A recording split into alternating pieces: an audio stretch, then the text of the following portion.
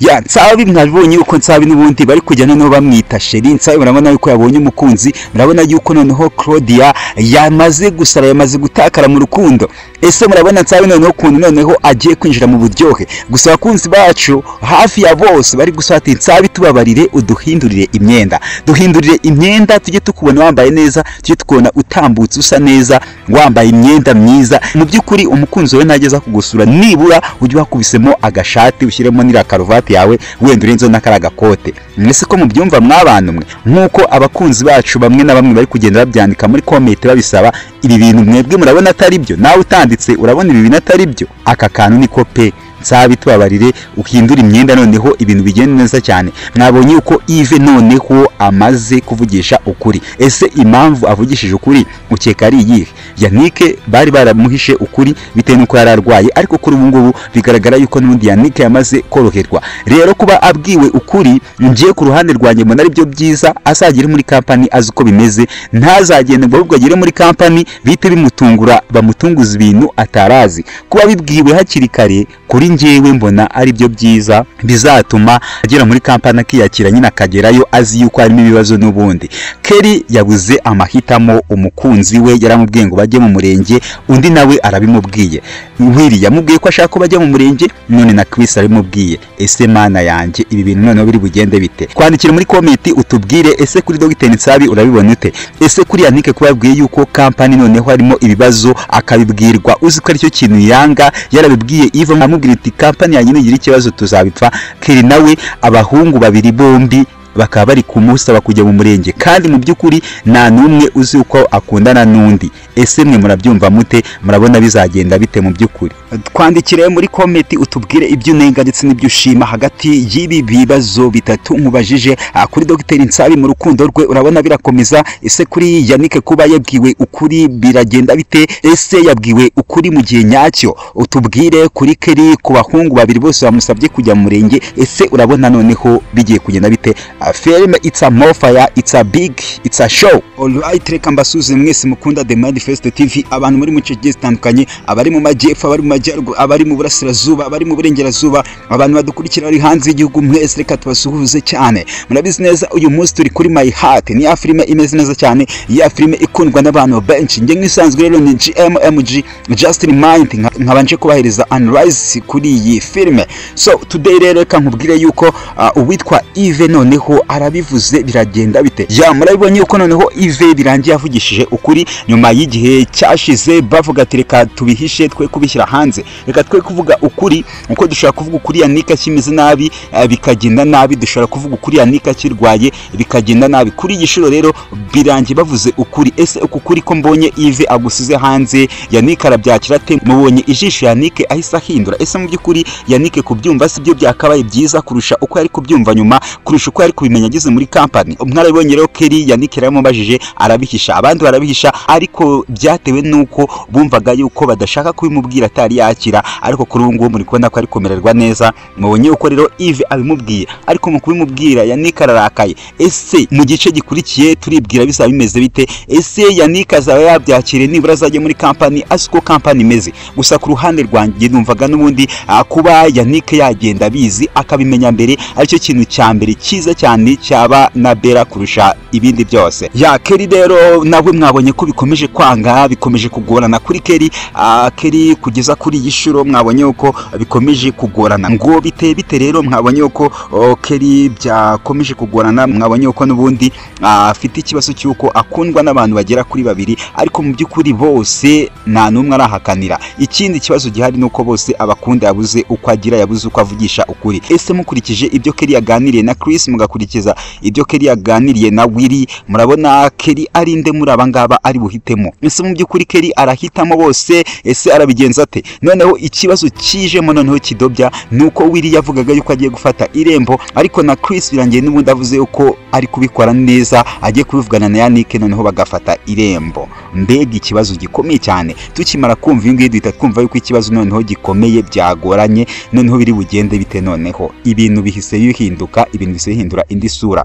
Ese we urifuza yuko Kelly ashwana na bose cyangwa se ashwane na Chris agumane na Willy? Abakunzi bacu bamwe bagenda batwereka ati mu by'ukuri ni mureke Kelly akundane na Willy n'ubundi kuko Willy no umugabo we yamukoreye byinshi, kuba ari mwako kazi yabitewe na Willy, kuba afite ubwo bwiza yabitewe na Willy wamurihiriye amashuri yose ndetse agafasha na famiye. Abandi bakavuga ati wapi Willy yaragiye aramusiga. Nimureke rero Kelly yinjoyinge na Chris nk'umuntu nyine bamusherishereye, nk'umuntu nyine bamushakiye, bikaza kurangira nk'utwaye neza bitewe n'ukuntu Chris yahuye na Kelly ari mu mubabaro yuko nta mukunzi afite, ati Chris nawe abone ibyishimo yongere yishime. Ibi rero ni bimwe mu bintu nyine abantu benshi bagiye batekereza bavuga ati buri umwe atanga uruhande rwe uko abyumva.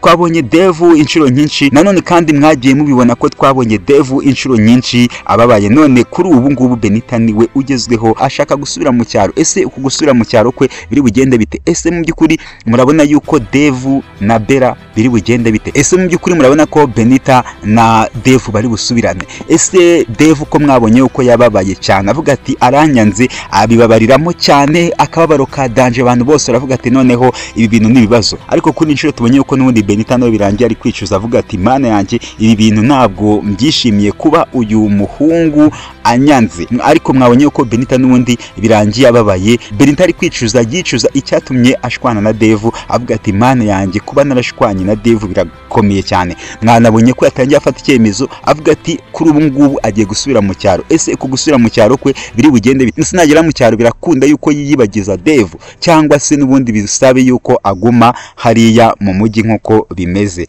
Icyo rero ni kimwe mu byo dutegereje n'ubundi kuri Benita. Ariko ngiye nkurikije uburyo namubonye, uburyo nabonye nyine aza hano mu mujyi, nkakurikiza uburyo nabonagamo yitwaye kuri Devu, navuga ati nawe nabanze nyine yumva ukuntu bigenda, abanze akubitwe n'ubu buzima, nawe yumva ukuntu guca umuntu amazi mu rukundo cyangwa se ko yarakundanye n'umuntu mwarangiza ukamuca amazi bimera, nawe nakomeze yumve nyine ukuntu bigenda. Nawe ni kimwe mu byo navuga nanone kuri uyu nguyu. Nanone rero tugarutse kuri Dr Nsabi, ni umwe mu bantu ubaye ushaka kuba inshuti nawe udafite amafaranga ntacyo mwapanga. Ese amafaranga Dr Nsabi nk'uko mumaze kubona mu bice byinshi, nayo mafaranga Dr Nsabi mubona akunda atari inote y'ibihumbi 5, ngewe uko namubonye ntacyo mwavugana. Wamuha inote nyinshi ukamuha inote z'ibihumbi 5, ariko inoti itari 5 kuri Nsabi ntacyo mwavugana. Mubonye uko n'ubundi Yves ahageze ari kumaza tese Nsabi bimeze bite? Ese Nsabi ko nabonye hari ibanga rya ntika abantu benshi bashobora kuba bazi kubera yuko bararimenye. Ese ni abantu baba bararibwiye?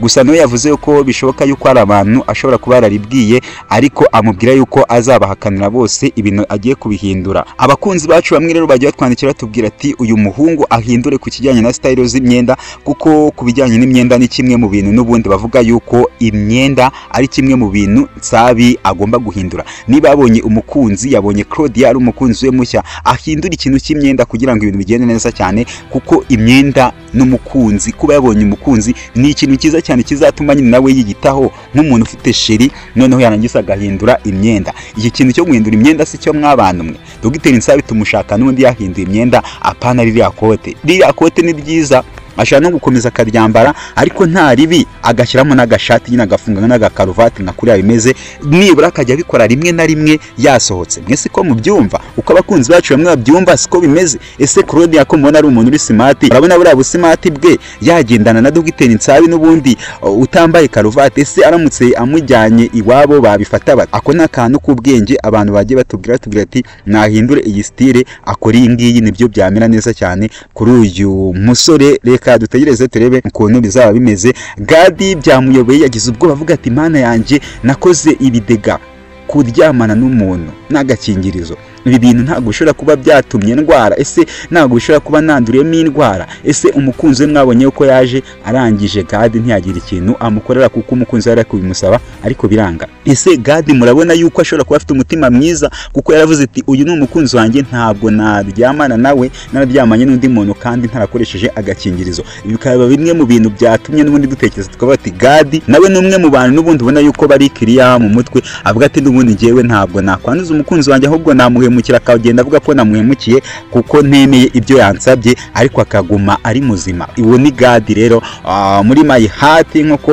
bimeze. Aya mafaranga se murabona n'ubundi Suzy ari buyazane, urabona ukuntu ari kwiyemera kuri papa yantikamubwira ati aya mafaranga ngiye kuyabazanira miliyoni 80 ariko nawe turahita tujya imbizi, no kuvuga ngo zira miliyoni 200 wakombeje nawe urahita uzizana. Ese mu by'ukuri murabona aya mafaranga ari buyazane? Reka dutegereze turebe. Ese mama Yannick ntabwo yaba ari kwiyemera kuri papa Yannick wenda akabeshya ngo aya mafaranga azayazana kandi mu by'ukuri ari ukubeshya? Reka tubitegereze turebe niba koko atari ubwemezi, niba nta bwemezi burimo. Ariko byanze bikunze njye ukuntu mbibona n'ukuntu nabibonye hashobora kuba harimo ubwemezi, kuko ari amafaranga miliyoni 80 ni amafaranga menshi cyane. Nge sinyeka yuko Suzy yahita yabona. Gusa reka dutegereze tuzarebe nimba atari kumwiryaho, ahubwo bwa bukene twahoraga tuvuga dusaba bushobora kuba bugiye no kumufata nawe agakubitwa na bwa bukene, noneho ibintu bigahinduka, ibintu bigahindura isura, biriya byose yishyiramo, biriya byose aba yigize bikarangira. Reka dutegereze tuzarebe ukuntu bizaba bimeze.